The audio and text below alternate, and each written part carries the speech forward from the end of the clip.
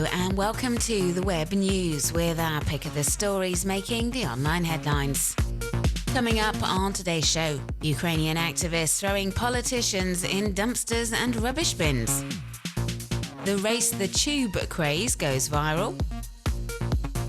And Moroccans speak out against the Islamic State terror group.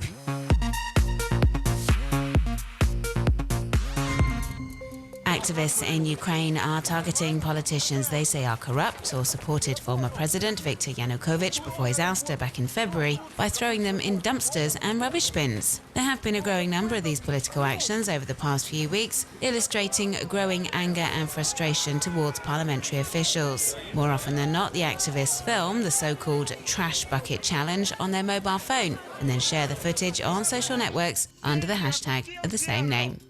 Most of the time, activists will simply toss the politician in the trash and then leave them to pull themselves out. But sometimes things turn violent.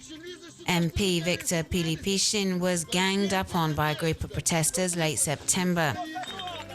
As we can see here, they were particularly revved up, throwing rubbish at him and also dousing him in red paint, denouncing his role in the brutal repression of the Euromaidan protests. According to the International Business Times, the trash bucket challenges are mostly carried out by members of the far-right coalition Right Sector. And in Ukraine, these actions are known as lustration, something which dates back to the Soviet Union era and means the purging of corrupt politicians from office, the stated aim being to demonstrate that no one is above the law, not even politicians. The craze is spreading across Ukraine and the authorities are keen to put a stop to it. The Minister of Internal Affairs, Arsen Avakov, has posted a message to Facebook calling for an end to these trash bucket challenges, saying they portray Ukraine in a very poor light.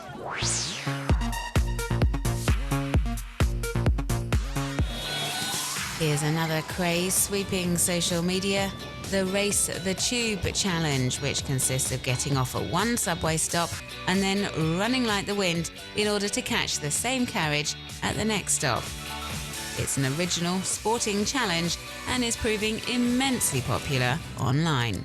British man James Heptonstall came up with the original idea and he raced the train the 380 metres between the Mansion House and Cannon Street stations in London. He made it, and the successful mission was caught on camera. He had a camera attached to his forehead and a friend stayed in the carriage filming his departure and arrival. The resulting video was posted online and in just a few weeks has racked up close to 5 million views on YouTube. And he's inspired web users the world over to do the same. As we can see here, many have taken on the challenge in cities including Paris, Milan, Copenhagen, and also Barcelona.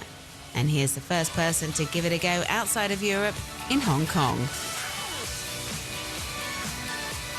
British wheelchair user Anthony Ince, meanwhile, has used it as an opportunity to highlight the problems that still face disabled people on the London Underground. Following the same route as the original video, his challenge was cut short when he reached a flight of stairs. The video explains that 75% of the capital subway stations don't have step-free access.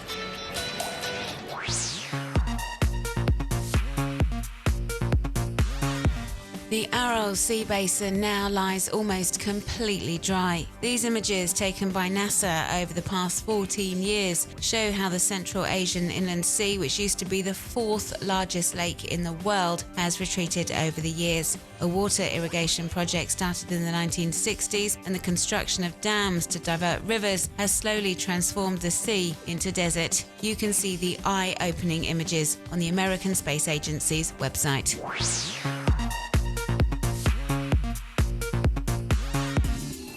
The I Just Woke Up Instagram account belongs to American actress Bente Engelsoft. Every morning, without fail, she shares a selfie when she's just woken up, no matter what. They're not always the most flattering of pics, but will no doubt appeal to anyone who finds it hard to get out of bed in the morning.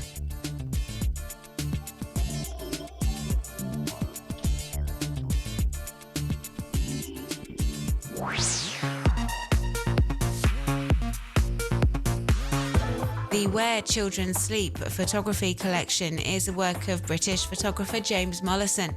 and features a portrait of a child alongside a picture of their bedroom.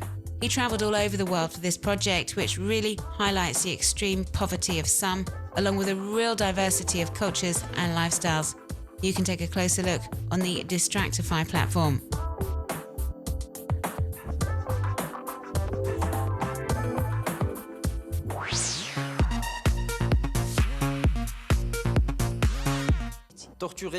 Moroccan citizens have taken up the "Not in my name" slogan started by British Muslims to also speak out against the horrors inflicted by the Islamic State terrorist group in the name of Islam. This video features people of all ages and social backgrounds and is available to watch on YouTube. Parce que la jeunesse dit non au terrorisme.